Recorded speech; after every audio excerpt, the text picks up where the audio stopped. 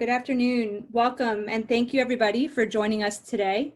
My name is Erin Sykes. I'm the Director of Communications at Resolve to Save Lives, an initiative of Vital Strategies. Vital Strategies is a global health organization that works with governments and civil society around the world to tackle their most pressing public health problems. Our speakers today are Dr. Tom Frieden, the President and CEO of our Resolve to Save Lives initiative, and Dr. Cyrus Shahpar, the Director of the Prevent Epidemics program at Resolve to Save Lives. Dr. Frieden and Shahpar are both graduates of the CDC Epidemic Intelligence Service program. We'll hear from Dr. Philip Setel, Vice President for Civil Registration and Vital Statistics at Vital Strategies, who has spent more than 20 years designing and implementing mortality surveillance programs and worked at the Bill and Melinda Gates Foundation on measure evaluations and USAID's measure evaluation project. For those joining on Zoom, please note, we will use the Q&A function at the bottom of your screen for questions today. If you have a question during the remarks, please enter it into the QA box. For those on the phone, you can send your questions via email to press@vitalstrategies.org. My colleague, Stephen Klepechka, will facilitate the QA. We'll make every effort to answer as many questions as we can get to before the briefing ends at 1 o'clock. And with that, I'll hand it over to Dr. Tom Frieden. Good afternoon. I'm talking to you from Brooklyn, New York. This week's Science Review addresses 11 myths about COVID-19 data. It's important to understand these so we can make better use of data for decision making. There are serious errors being made in what metrics are being tracked, and this undermines how quickly and how well we can control COVID, save lives, and restore our economy. As scientific knowledge on COVID-19 grows, so do misunderstandings. As a global organization at Resolve, we work in countries in Africa, Asia, and Latin America. We've scanned some of the best practices from around the world and identified metrics that matter, things that governments, reporters, and communities can prioritize and pay close attention to as we fight the virus. Today, the United States isn't focusing on the most important trends, and we're giving too much weight to numbers that have little meaning and less use. We have to change our focus to tracking indicators that will actually help us understand where the pandemic is and how our control measures are working. I'd like to spend a few minutes walking through some of the most serious and life-threatening epidemiological errors and some places that we should focus our attention instead to combat the virus. First, cases. Case counts are unfortunately relatively meaningless in most of this country. Only approximately 10 to 15 or maybe 20% of the infections in the US have been diagnosed. Trying to predict trends from that small fraction of cases without considering things like testing intensity, testing strategy, and local epidemiology is of little value. Second, tests. Tracking the number of tests done was helpful when we were scaling up access, but now it's much more important to track things like the percent of tests that are positive, and even more useful to monitor trends in test numbers and positivity rates. Testing that isn't integrated into a comprehensive program that follows up with isolation and contact tracing has very little value. Testing is just one part of a larger comprehensive strategy.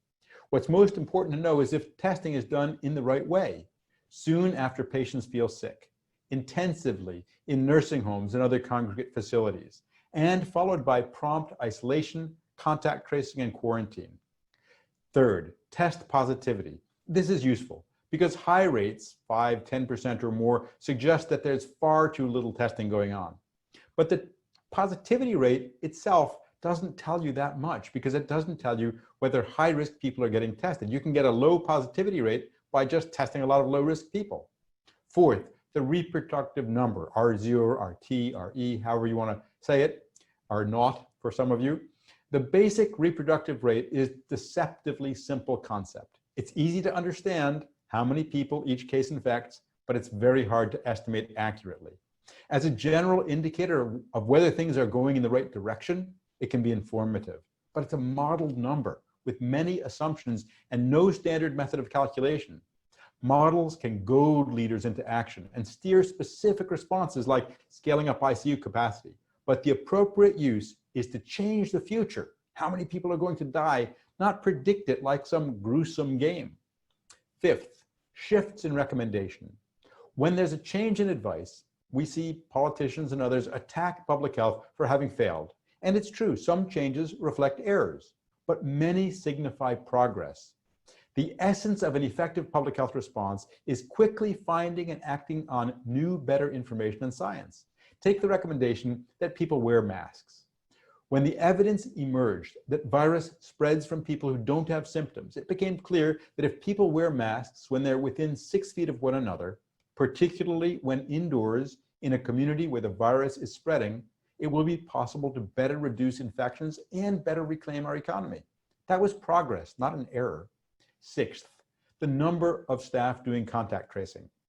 Focus on the number of tracers has been a distraction, and I have some of the blame for this. I made a simple calculation. If we had the same number of Wuhan proportional to population, we'd have 300,000. But the actual number needed depends on how many cases there are, how efficient and effective the process is. The actual number of staff is much less important than the quality of the program, from testing to isolation to contact tracing to quarantine.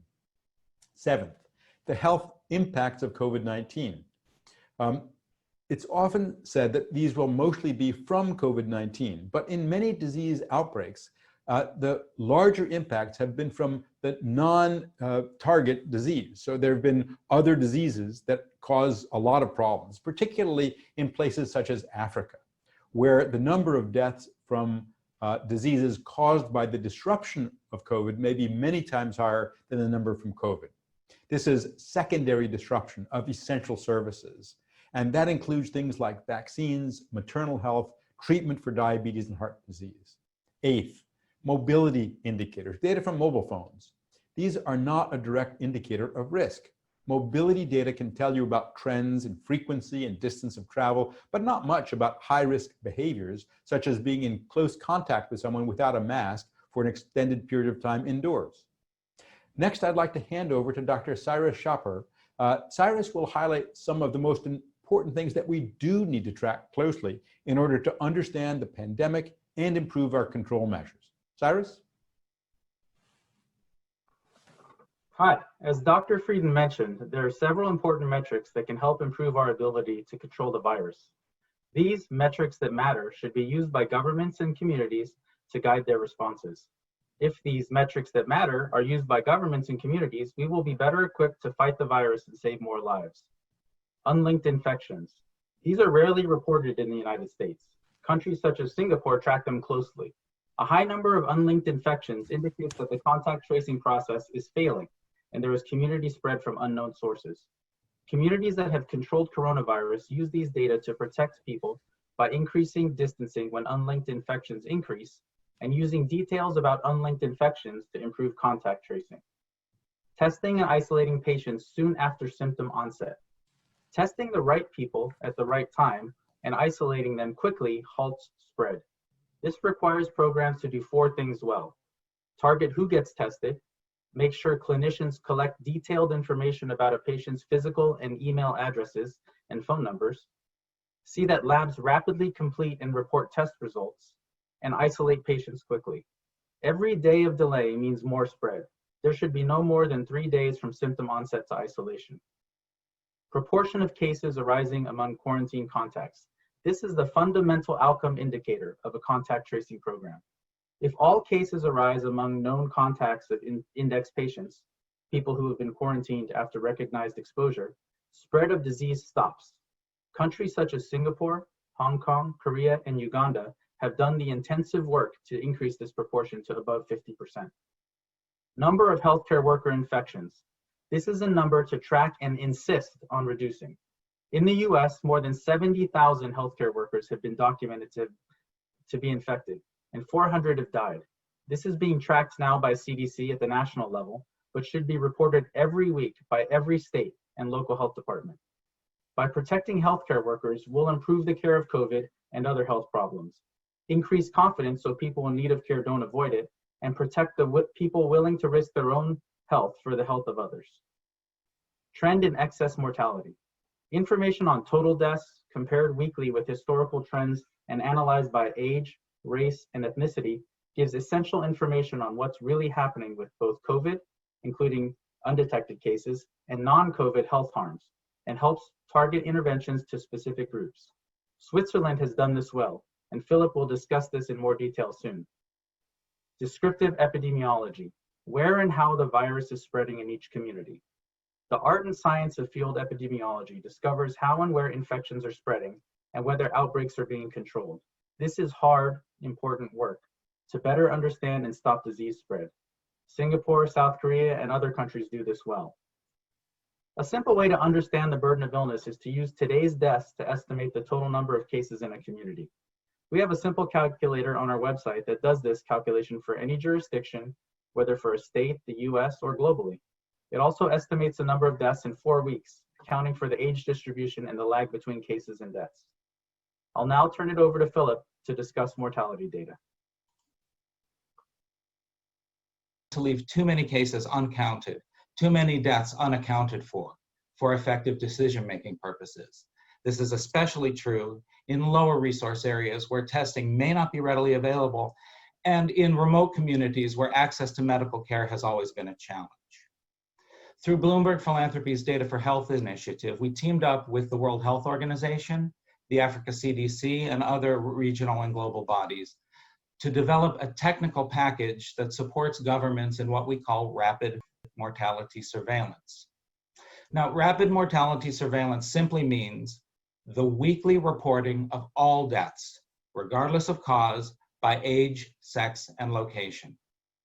These data, again, reported weekly, allow us to see what's happening now with respect to total mortality and to compare that to what we would have expected to see based on historical averages. This difference, the resulting excess mortality, can provide an estimate for the number of deaths that are resulting in the broadest sense from the COVID pandemic. Now, rapid mortality surveillance provides some really key insights that policymakers really need to bear in mind when implementing life-saving measures. First of all, not every COVID-19 death is tracked. We've sort of been over this. A global shortage of tests, compounded with the fact that COVID-19 tests are nearly exclusively administered. Deaths from communities and from facilities can shed light on which communities are experiencing higher than expected death rates. Second, rapid mortality surveillance can provide nearly real-time data on deaths. By leveraging data that is already being collected,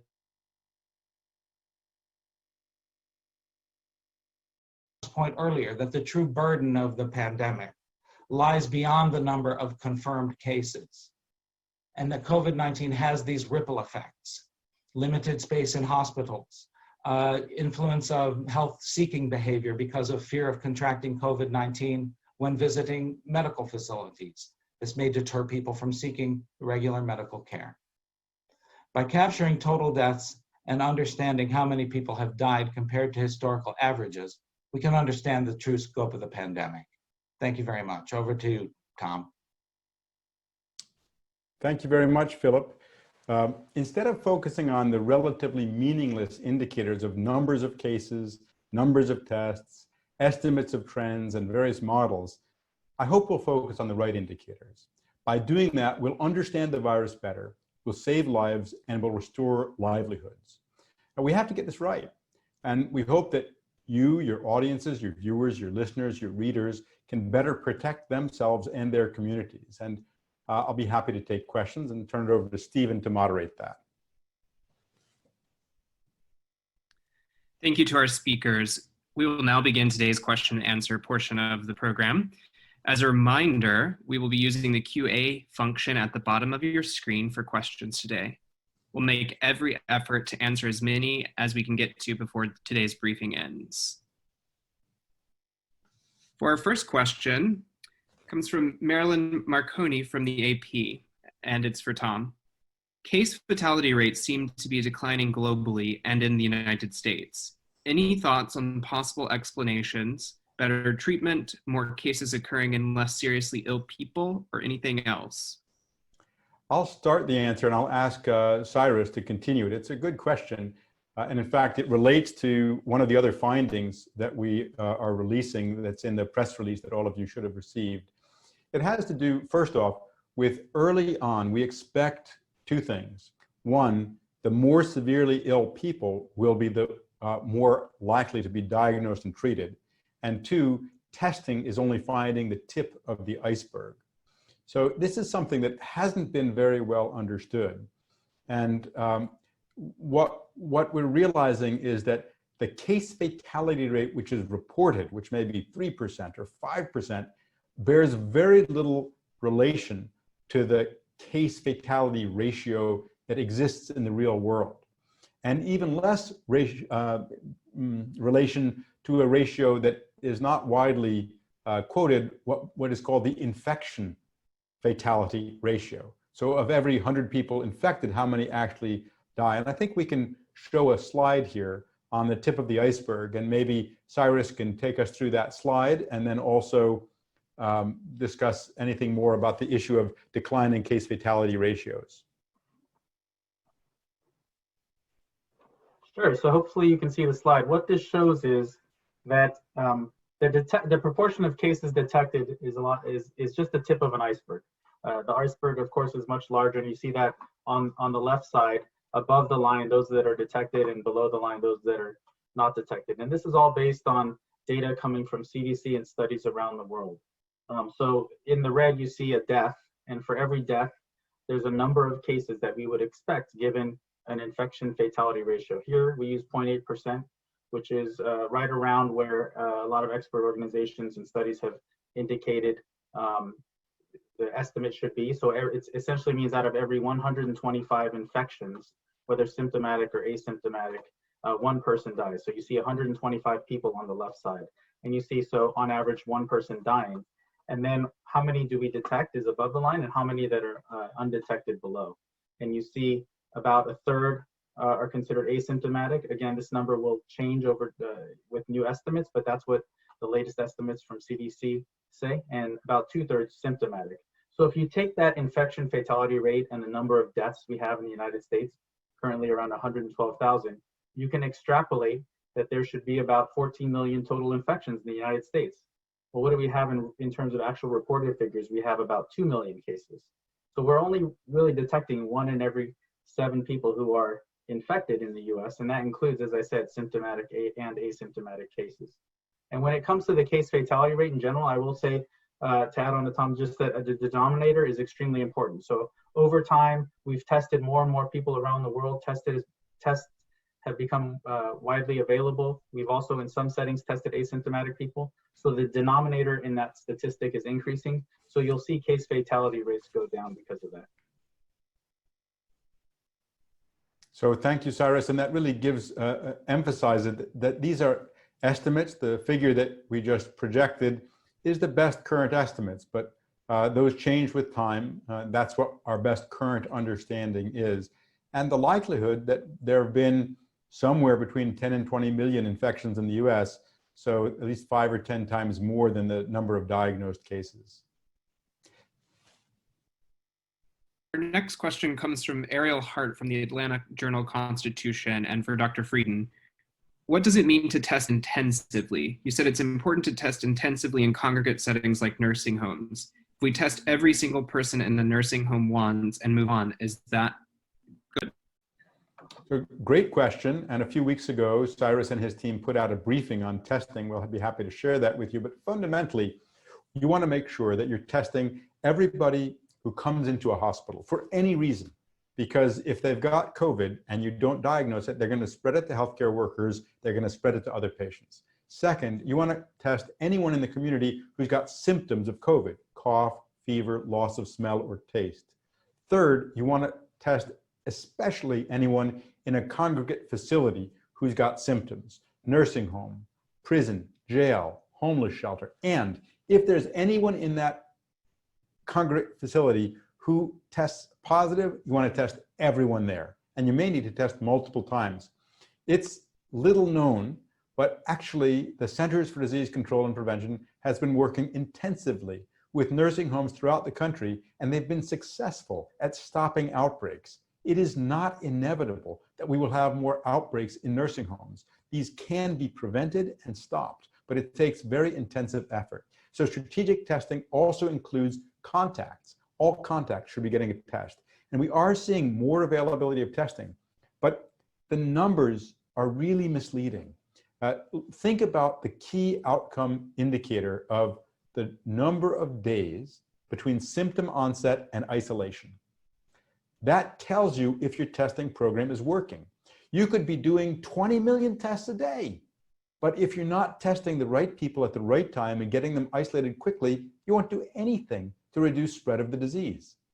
The best countries really focus on this, and they provide that information regularly. Seattle is providing that information regularly. It's hard. I was just on a conference call this morning. New Zealand looks at that data intensively, and they think if they can get people isolated within 3 days of symptom onset, they're likely to be able to make a dramatic difference. They have crushed the curve and restarted their economy. They're at green now. We've recommended a red, orange, yellow, green alert system. New Zealand has followed that. They are at green. They're back to the new normal. They haven't let down their guard. You still have to be careful, but basically they've got their economy and society back. And a large part of how they've done that is to focus on the right numbers and drive those numbers in the right direction. I think the most striking thing I heard when discussing this with health officers around the US is that if we focused on things like the proportion of cases that arise among quarantine contacts, we'd have to report 0 day after day after day. And that's exactly the point. It's because we're not focusing on those numbers that we're not improving. And that's what we need to do. We need to focus on what's really important and drive progress there. Thanks, Dr. Frieden. The next question comes from Brenda Goodman at WebMD for Dr. Setel. Are any states or agencies tracking X mortality in the United States? Tracking excess mortality. The one that I'm most familiar with is New York City and the materials that they have put out in relation to excess mortality. My work has primarily focused in the international space, so I might defer to. Oops, I think we lost Philip a bit.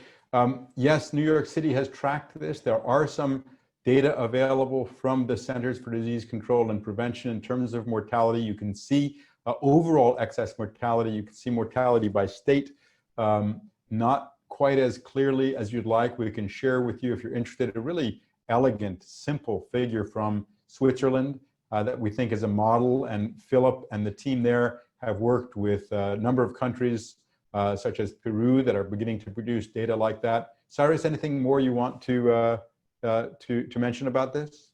Just to say, I put a link to the CDC data. They do have data by state. So I put that in the chat box so you can see. Thank you. The next question comes from Mike Stoke from the AP. Based on a look at the better metrics, what is the likelihood of a new surge in the United States this summer or in the fall? Well, let's take the top 3. Unlinked infections, isolation within 3 days of symptom onset, and proportion of cases arising among quarantine contacts. We're pretty close to 0 in all of those metrics. And part of that is because what gets measured can get managed. So I think communities that don't do this well, that don't box the virus in, are at much higher risk of explosive spread of the virus. To restart as soon and safely as possible, we need 2 arms of the response. On the one hand, we need to start smarter and safer. And that means the 3 W's: wear a mask, wash your hands or sanitize them, and watch your distance. It also means re-engineering some things, whether it's schools, workplaces, to cut down risk through engineering controls and making sure that everyone who stays home. But the second part of that is what we've called the box it in strategy: testing, isolation, contact tracing, and quarantine. Those 4 things can put the virus in a smaller and smaller box so we have more space to go out in the community.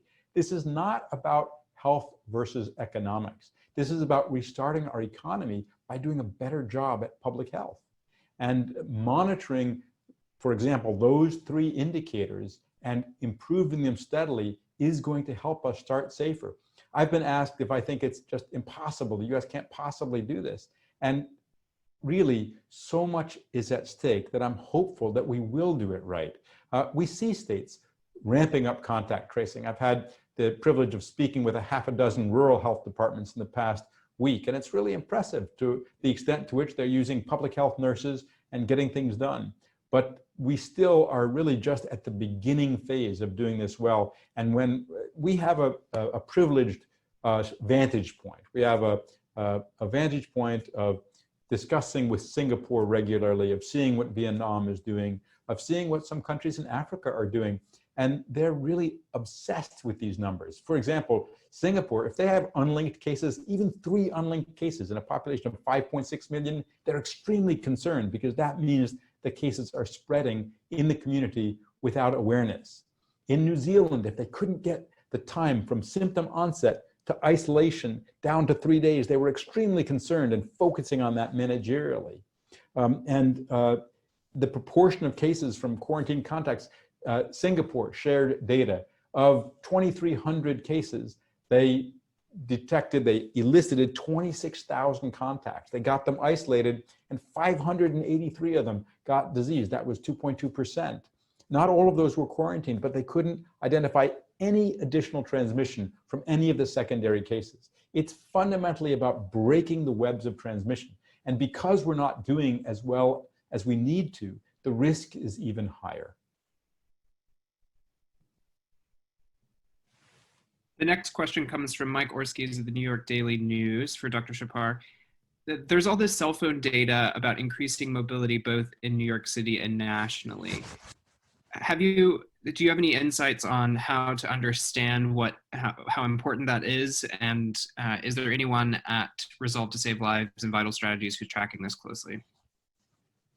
Yeah, I think this is really the first time I've seen where this data is widely available from big companies like Google, Apple, Facebook, and also other sites like the University of Maryland and others that kind of come up with novel indices to capture this information. I think Tom touched upon it earlier. It can tell you about where phones are and where they're moving. So things like, am I leaving my house, or what proportion of the population is traveling a certain distance or leaving their home. But it doesn't tell you when I get out of my car and I go in to get some groceries, am I wearing a mask? Am I very cautious about touching things? These kinds of behaviors that we know are extremely important. Reducing duration and close contact with others. So I'd say it's a proxy for activity. It's very useful, and it is a new finding, and the data is widely available, so we do look at it. But we also need to do a better job of understanding those kind of personal practices that we know impact risk and transmission. So certainly it's something that's useful, but not by itself. I think it's something that should be considered. And also related to kind of the measures that are put in place by a jurisdiction. So when we say, stay at home, what proportion of the population is really kind of following that guidance? Thank you. The next question comes from Paul McLeod from BuzzFeed News, and it's for Dr. Frieden. Given the CDC's failure to contain the coronavirus, what structural changes do you think should be made at the agency so that it's better prepared to handle the next large public health emergency? Well, that's an interesting premise for a question, but I don't think it's accurate. First off, the COVID pandemic has spread in virtually every country around the world. The US has been hard hit, and it was hard hit for a series of reasons that have to do with our exposure to travel, as well as with an ineffective response from the federal government. We've lacked a clear plan. We've lacked a clear chain of command. We've lacked clear communication. CDC has seen its recommendations been delayed, contradicted. CDC has seen itself not being able to speak with the American people. For the first time in the nearly 75 years that CDC has existed, we have a national health crisis with CDC not at the table making key decisions and not at the podium explaining them. If you look back at what CDC said in January and February, it was pretty accurate. Nancy Messonnier said in no uncertain terms on January 26th, we have to behave as if this is a pandemic. On February 25th, still the FDA, HHS hadn't ramped up ventilator, PPE, or test production for the private sector and commercial labs. And she said, disruption to everyday life may be severe. Exactly right, exactly at the right time. I think to blame the CDC for what has happened here is kind of like blaming a person who's been bound and encased in cement for failing to swim. At the same time, I do think there are changes that are needed. One of them is a new way of funding public health, not just CDC, but other fundamental parts of our government that keep us safe from emergencies, things that can prevent, detect, or stop health threats. It's what we call the Health Defense Operations Budget Allocation. And what that would do is make it possible for Congress to allocate money to protect us. And yes, we need to revitalize public health at the national, state, and local levels, and to do that without having to compete with other very important sources of requests for funding for important activities throughout society. Doing that, we think, also requires having unvarnished information, what is called a bypass professional judgment. Sounds very technical. Fundamentally, it means that the experts at CDC and at other parts of the federal government like NIH and FDA that have to do the work to protect people are able to tell Congress directly what they need to protect Americans. That's already done for HIV, it's done for Alzheimer's, it's done for cancer. It can be done to protect our country from another one of these. As has been said, it's a no-brainer to spend billions in order to save trillions. There will be time to look back at what went wrong and how to prevent that from going wrong in the future. But I think the fundamental error has been a national response that has not been coordinated, it has not been cohesive, it has not been organized. Thank you. Our next question comes from Grace Wren from Health Policy Watch for Dr. Frieden. A Resolve report released last month highlighted that about half of the people in many cities across Africa are afraid of experiencing food insecurity in the wake of lockdowns. And we often hear about the need to balance lives and livelihoods. Can you comment on that and the situation in some African countries? There are studies that have shown that stay-at-home orders have helped slow the spread of the virus, but what should a country do in cases where enacting stay-at-home orders puts people at risk of other health threats like food insecurity and domestic violence? Yeah, another great question. It is very clear that physical distancing measures in Europe, the US, and around the world saved millions of lives. One of the great challenges of public health is that you see the lives that aren't saved, you don't see the lives that are saved. But the calculations are very clear. These measures prevented catastrophic events. We saw a catastrophe in New York City, and yet it could have been 2, 3, 4 times worse if there had been longer delay in implementing the distancing measures. Now, Africa and other parts of the world, including lower income parts of Asia, have several features that make the calculation very different. One, their age breakdown is very different, and the strongest risk factor for death in COVID is age. In the US, 20, in some communities, 24% of our population are over 60 or 65 years of age. In Africa, it can be 3, 4, or 5%. So 5, 7 times lower. That means the number of people at risk for dying is dramatically lower in society. Second, the competing mortality, another epidemiologic concept, the other stuff you might die from, is much more likely.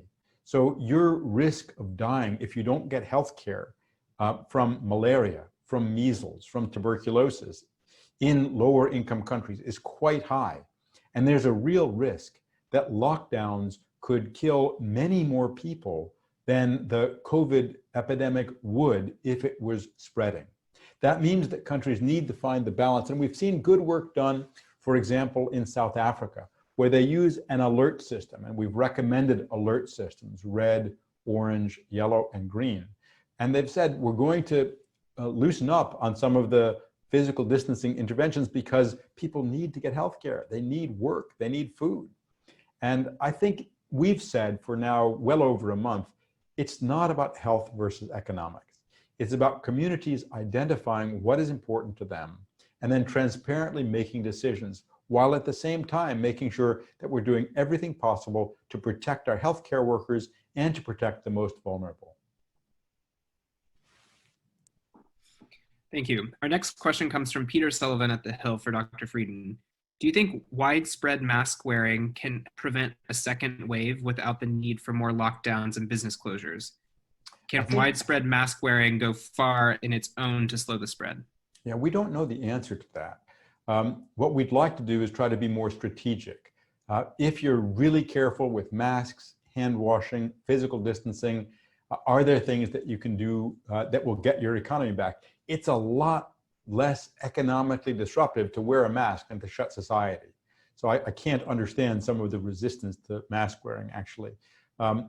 It's understandable that there's confusion because it's a new concept. And it's certainly a lot more important indoors than outdoors, and a lot more important if you're within 6 feet than more than 6 feet, and a lot more important if you're in a community where there's a lot of spread than not.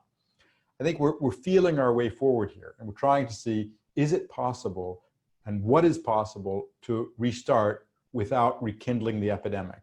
We need to think in terms of a dimmer dial, not an on-off switch. This is not all or none. This is not open versus closed. This is about restarting carefully without rekindling. And masks are a very important part of that.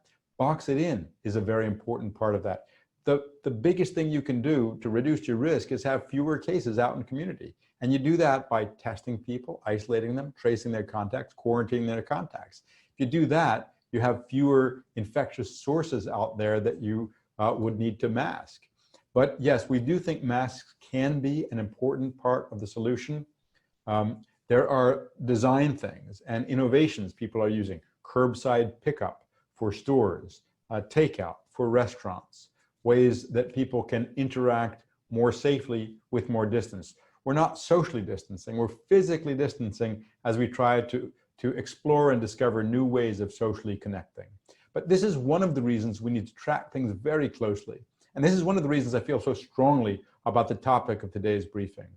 What I see around the country is that local public health leaders are focusing, not because they want to, but because they are being forced to, on measuring things that are not very meaningful or useful, and they aren't having the time, the bandwidth, the latitude to investigate things like, where are cases spreading? A great public health program uses real-time data to improve public health response. That's what we need to do here, because that's what will allow us to both save lives and restore our economy faster. It's about figuring out where the virus is spreading, and then we'll learn, well, this didn't work even with masks, or this was a potential disaster, but because people wore masks, it didn't happen. That's the kind of granular epidemiology that we should be getting now, and that we're seeing from places like Singapore and Korea, but we're not seeing here because we're focused on the wrong things. That's why this report is, I think, so very important.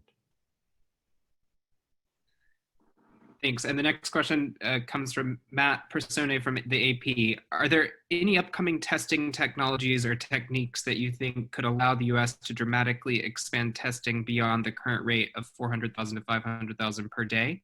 Some have suggested sample pooling, gene sequencing, CRISPR as potential breakthroughs. There are a lot of potential breakthroughs, and I expect to see continued progress with this, but look at turnaround time very closely. I'm particularly interested in antigen-based tests. They're not as sensitive as other tests, but they can be done in 20 minutes at very large scale for not much money. So a positive test tells you, yes, they've got it. A negative test you can't trust. But that's a great screening test or initial test, and I hope we'll see more of those soon. One of them has been FDA approved.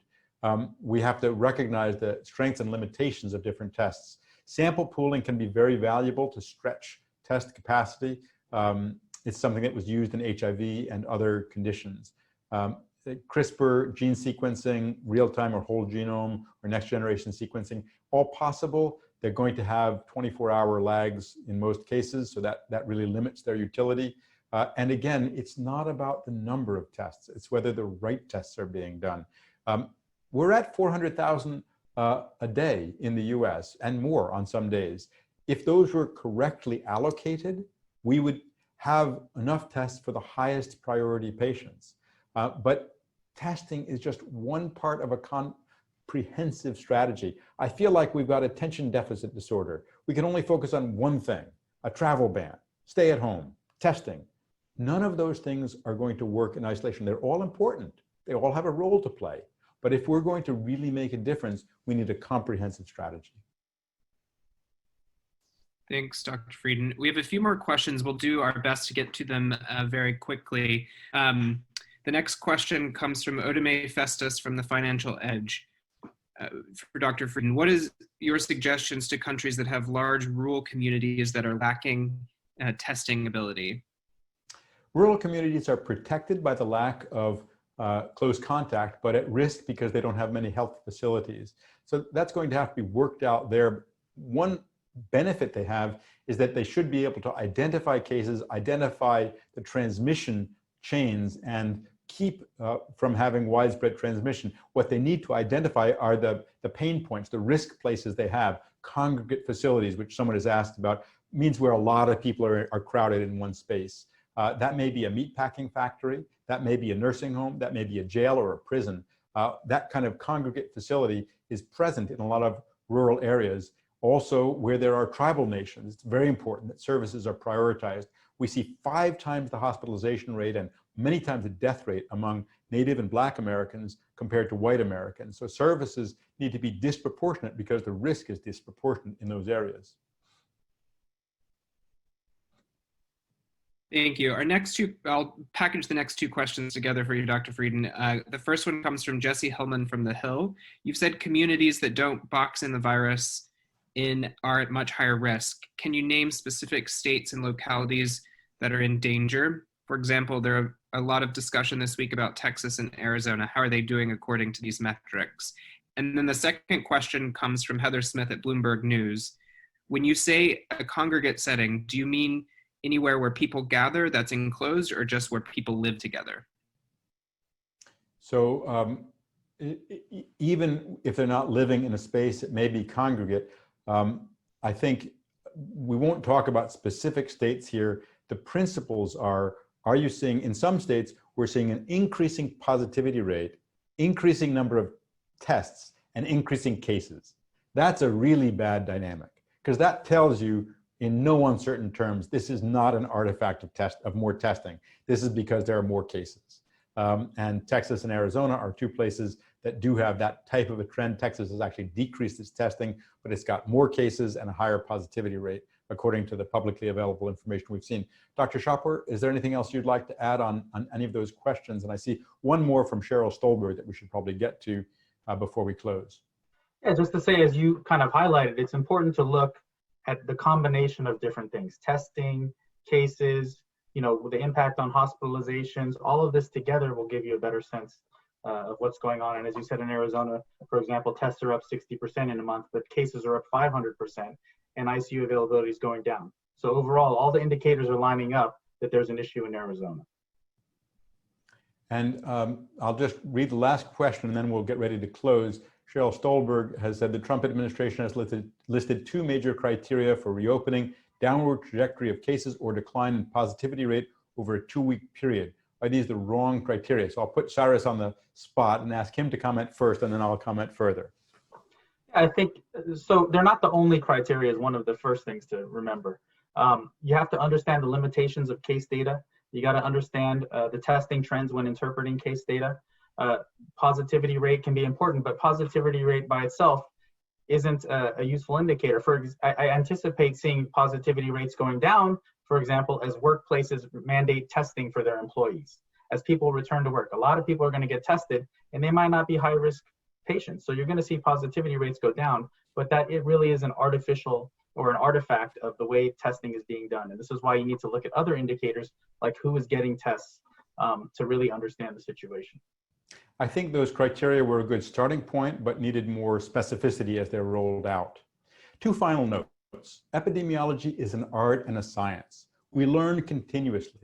We appreciate the interest shown by the media and the public, and we'd appreciate it if you in the media would be judicious about how you track and focus on different data points.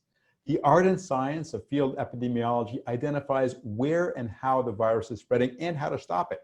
Overburdened health staff have been distracted by having to generate numbers that have little meaning and less use.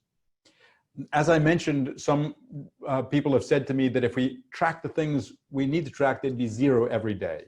But if public health is allowed to focus on doing the hard, meticulous work of field epidemiology and tracking meaningful indicators, such as the ones that Cyrus described, we'll better understand the virus and we'll better be able to stop it. That's going to save lives and more quickly restore livelihoods. And a reminder, I hope you'll join me tomorrow on LinkedIn at 11:15 for a LinkedIn Live conversation on what employers can do to ensure a safe and healthy work environment during the COVID-19 pandemic. Thank you, and back over to Stephen for closing. Thank you. Thank you all for joining us today. We will send materials discussed in the briefing along with recording and a transcript very soon. For any follow-up questions, please email press@vitalstrategies.org. And a reminder to join Dr. Frieden tomorrow on LinkedIn Live. Thank you for joining us.